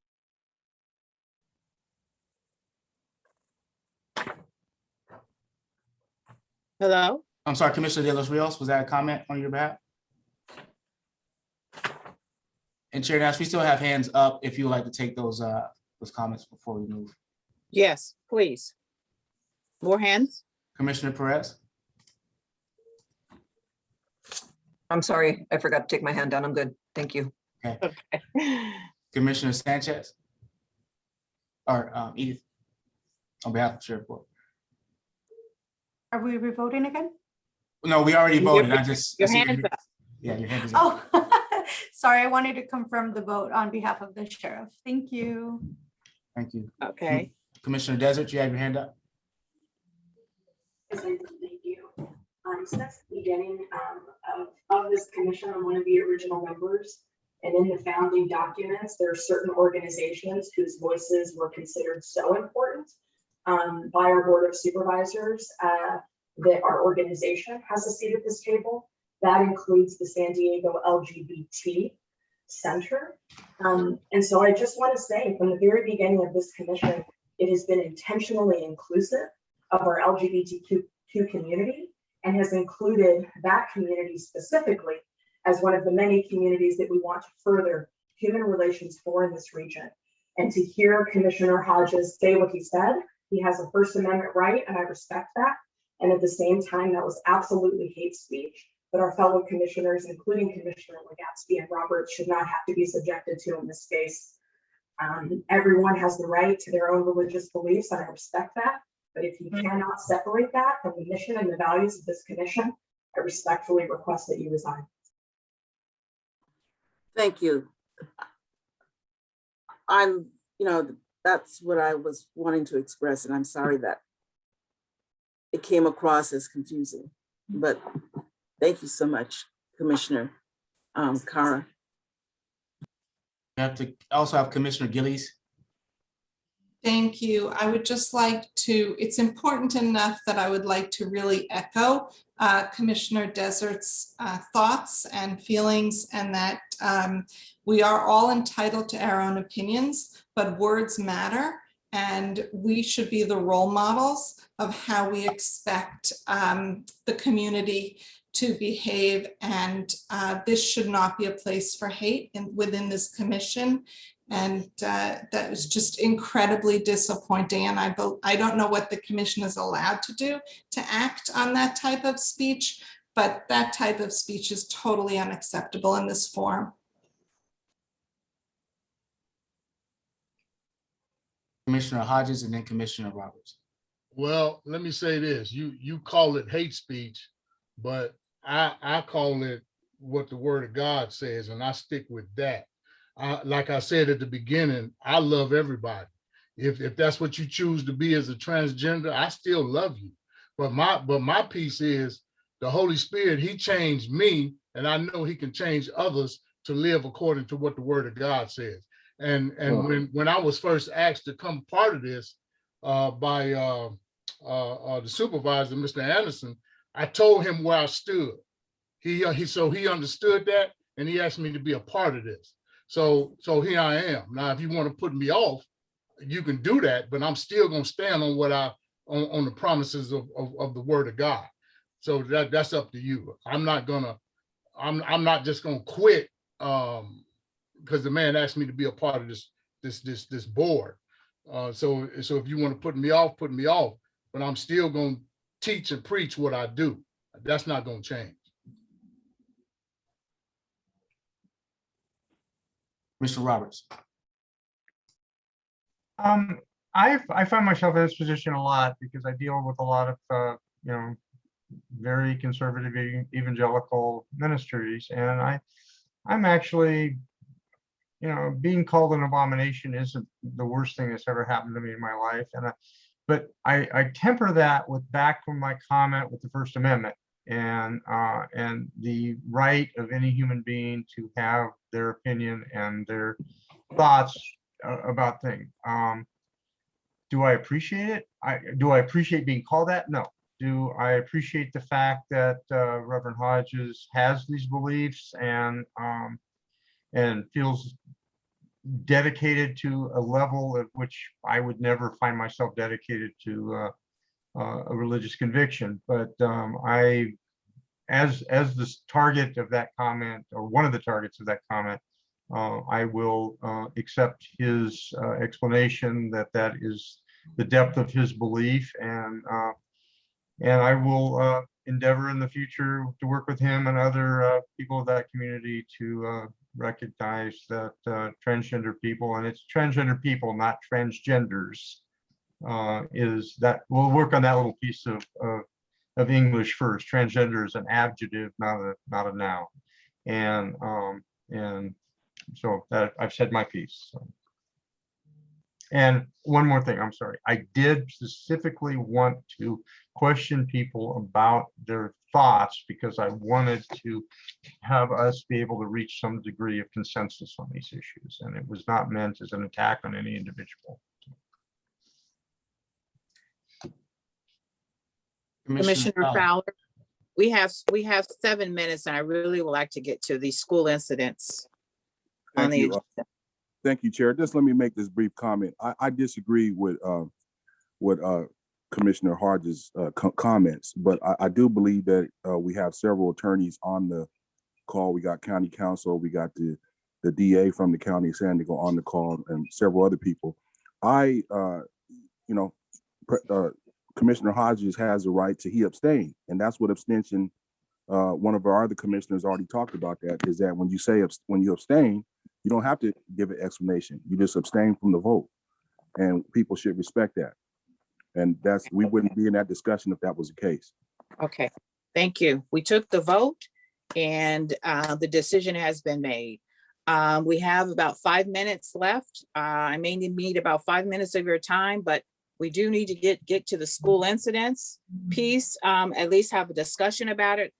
No action taken at this time, but I think we do have, because of our technology challenge, I think we do have someone that wanted to public comment to speak to that on the call now. If you're there in regards to public comment, could you please make your comments now? Is it Erin Marie Glass-Blake? Yes. Okay, we can allow her to unmute. Thank you. Hello? Okay. Hello. Okay, you can hear me. So good afternoon. First of all, I just want to say this discussion that just took place is everything that has to do with human relations and how we navigate through conflict.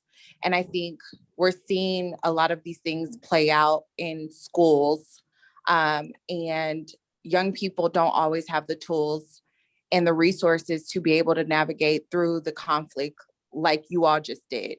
And so my question is, a while back, the county said we are going to be taking up issues around Black boys and men. Then the county also declared racism as a health crisis.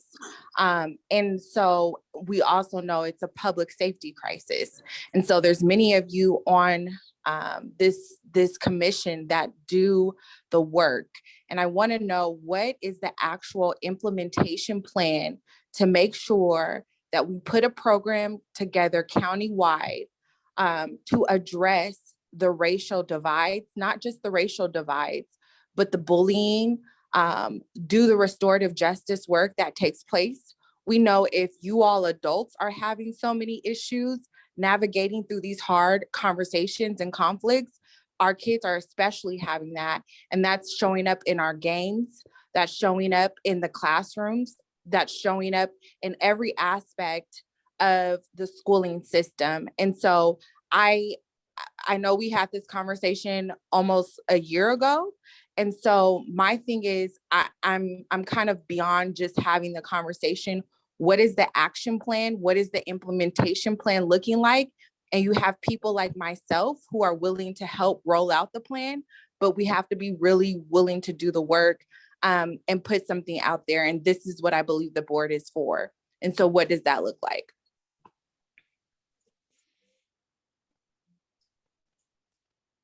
Looks like we also have another member of the public, Christina, that wants to speak. Chair Nash. Okay.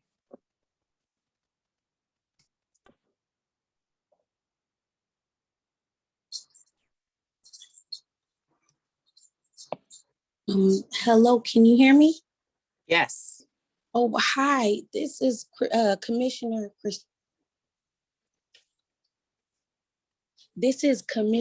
Christina Griffin-Jones. Can I be promoted or I can just do public comment here? Yes. Okay. Well, I'm sorry. Thank you.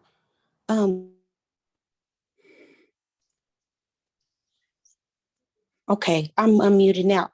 I'm very disturbed by and you know, I'm sorry, my work schedule just allowed me to hop on. I'm very disturbed by the very transphobic comments I think that were shared before this agenda item, and I think discussions of school hate incidents, like this is a perfect time to talk about it.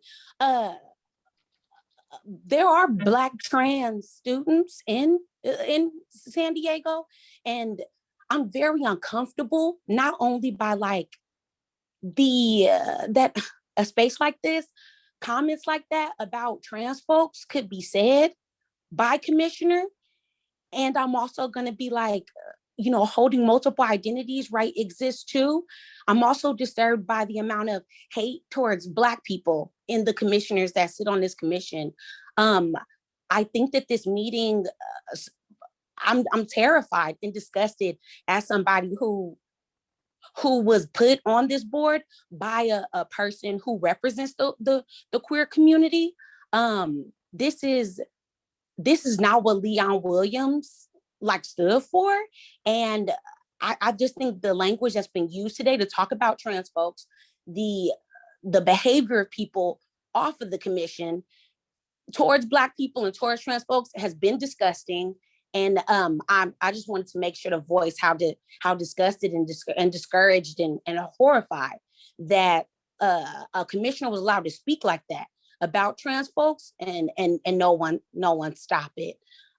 We saw an example of Vice Chair Vargas, how like you know, racism wasn't allowed to like stay, and like yeah, y'all, we really need to address the violence that happened on this call and continues to happen on calls like this within this commission. So that's all I had to say. Yeah. Thank you. Thank you, Christina. I brought up the agenda item discussion on school hate, and it again goes along with all of the theme this morning on anti-hate. But if adults don't model the right behavior, as some of you have said, then of course our students and children will also not model the correct behavior as well. So the discussion on hate incidents in the school, it's continuing. And again, if we're about promoting positive human relations, then things need to happen. We need programs. We need a program similar to what Aramik Glass-Blake has said. We need programs in the schools. And I'm challenging our youth commission, and I'm challenging the adults on this call too, that we need to take action in regards to hate across the board. From the discussion we started earlier today all the way to this moment at 12:01, we're still discussing the topic of hate. And it needs to be addressed. I would like the commission to consider some actions, steps that we could take in order to address some of the hate incidents in the schools. And maybe we can continue this discussion at another commission meeting. But it is important that we take this issue on as a commission in regards to hate. Now, I want to say something in regards to the voices that have been raised. Yes, some of it has been hurtful. I'm sitting here in tears like everyone else, but this commission is about hearing all voices, the good, bad, and the ugly. And as a chair, it is important that we hear where folks are coming from, but we have a system in place, and it's called voting. And the votes speak for itself. And we act based on a system and a procedure and a process. Even as hurtful as it has been, we have the votes. We're able to take action based on the process. And when the process fails, then as chair, I fail. There was a process that we put in place where we took the vote. There was some comments that were made that I didn't appreciate as well. But as long as my vote and my voice is heard, then we will take action. I'm not going to apologize for my stand on issues. This is about promoting positive human relations. And I think we all should check our hearts and our minds, and we should really just decide, is this really the right commission to be on? If our goal is to promote positive human relations, then we need to check ourselves. My personal experience, I am a pastor's daughter. I was raised in Pentecost. But over the years, I have learned, years and years of working in the community, I have learned that hate has nowhere and no space at all. We transition, we transform. And I'm at a different place than I was when I was a little kid growing up in the Pentecostal church. I'm a whole different person now. It's at celebrating a birthday, a 68th birthday. I'm in a whole different space, a whole different place. And some of us, maybe we need to check our hearts and our minds. And this is about love. It's not about hate. And if you want to come at it from a hateful standpoint, evil standpoint, then you really have no place here in this space. I want to say, are there any other comments? Yes, this is Commissioner Ramirez. Yes, sir. This is Commissioner Ramirez. Oh, I yes. think that we are ignoring what, as Commissioner Desert said, and some of us and almost all of us have been on this commission since the beginning. And Yes. as you recall, Madam Chair, that you made sure that the disrespect of commissioners would not be tolerated. Well, I think today it's crossed that line, and they have been beyond disrespected. I mean, what was going to be the reaction if a commissioner says, well, in my belief, Black people, Latino people, Jewish people are abomination and are sinful? I wonder if there would be that much quietness. This is so outrageous that this issue is not addressed, and the disrespect, and it was hate. The Commissioner Hodges may not think it was a hate speech, but it is a hate speech. And I'm sure that Commissioner Julia Gaspy has something to say about it. Yeah, let me say, this is not new to me. I've been subjected to ridicule, hate, discrimination, but this comment hurts me. It's just like I've been stabbed in my heart. You know, I am a Eucharistic minister. I work with all religion, actually. I'm so proud to be the first transgender elected to president by a Catholic organization. I walk by faith and not by sight. Amen. Thank you. Amen.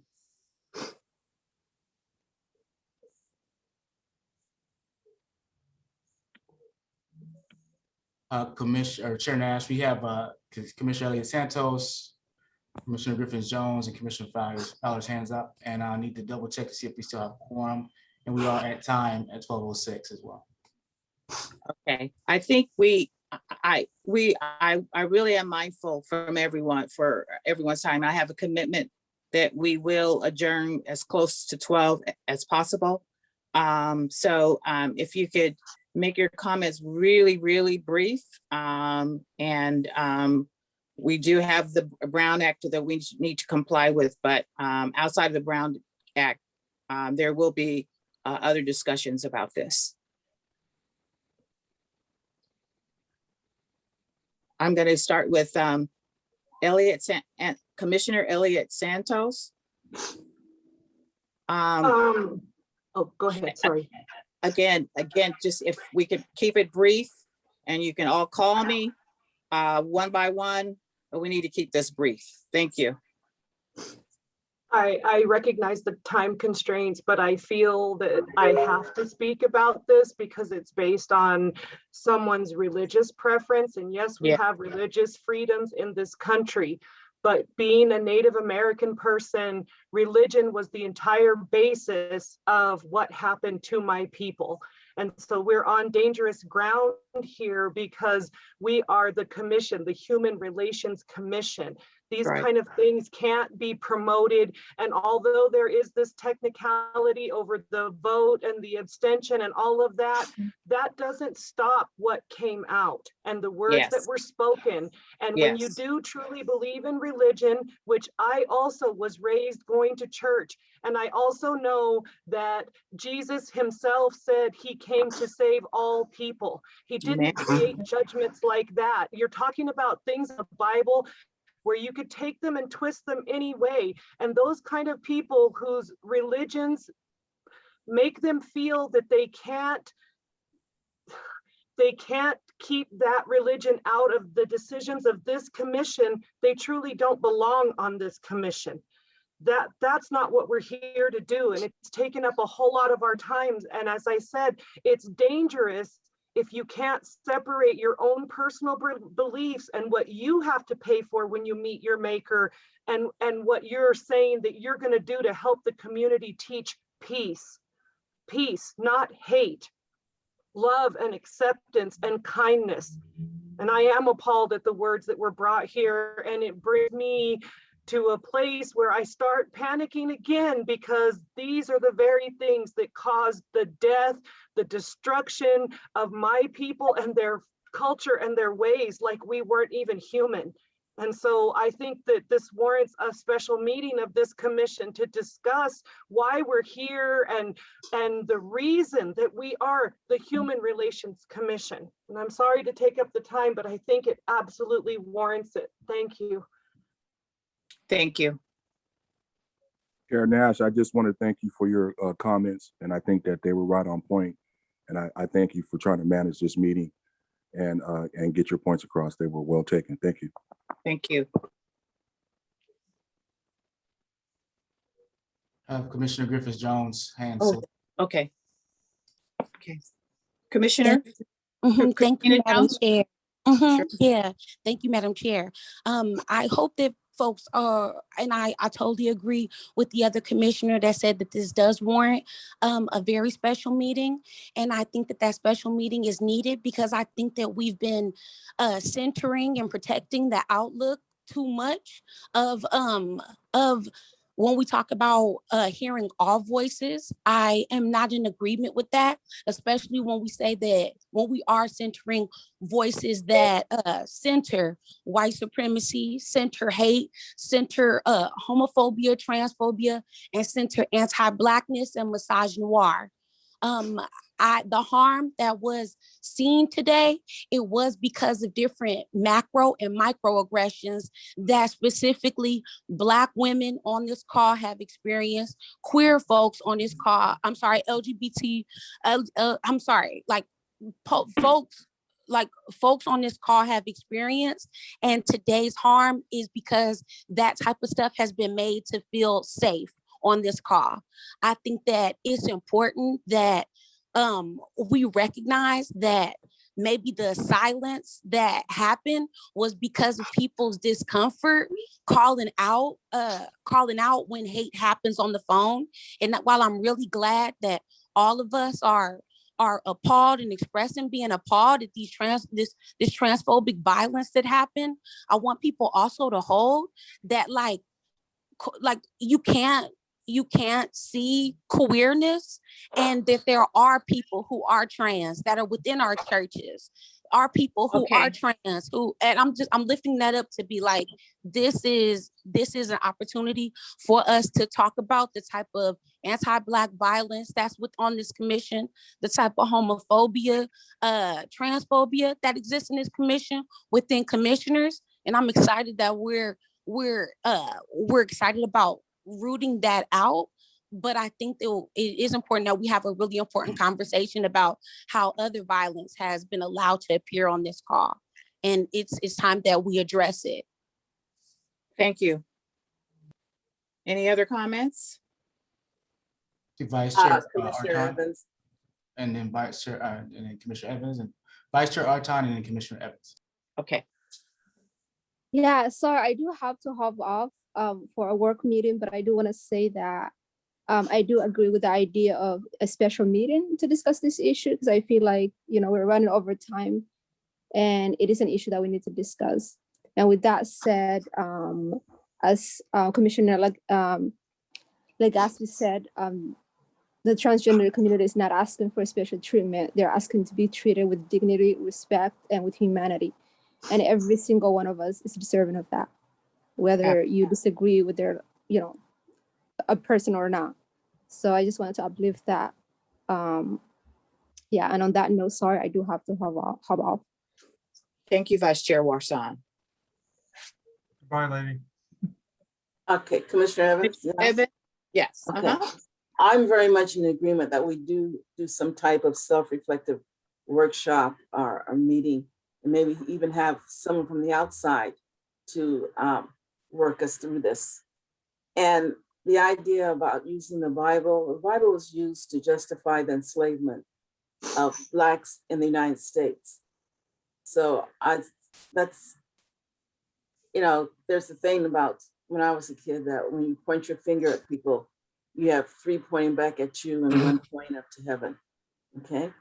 And also, those of us who of religious background, especially, you know, evangelicals and Pentecostal, you know, we do need to do more reading and research with all kinds of religious or identified materials as being religious, like the new scrolls that come out of Israel and the Middle East that were thousands of years old.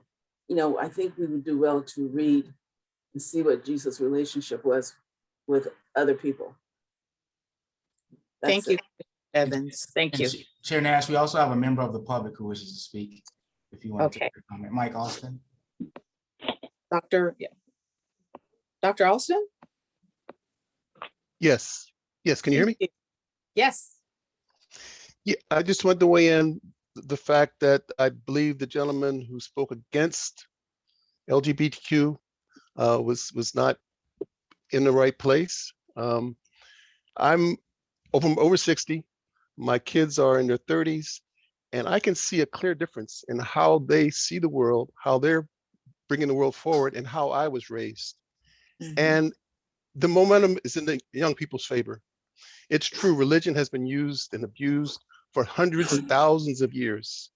Any of us can pick something from religion and use it for our own purposes, or to, it's a very, very dangerous thing to take religion and say, this is why I'm doing something.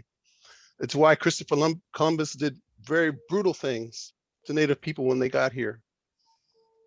It's a way to elevate one group above another, but that does not move us forward. It's not helpful, especially in this day and age. We have so many good things going for us in this world.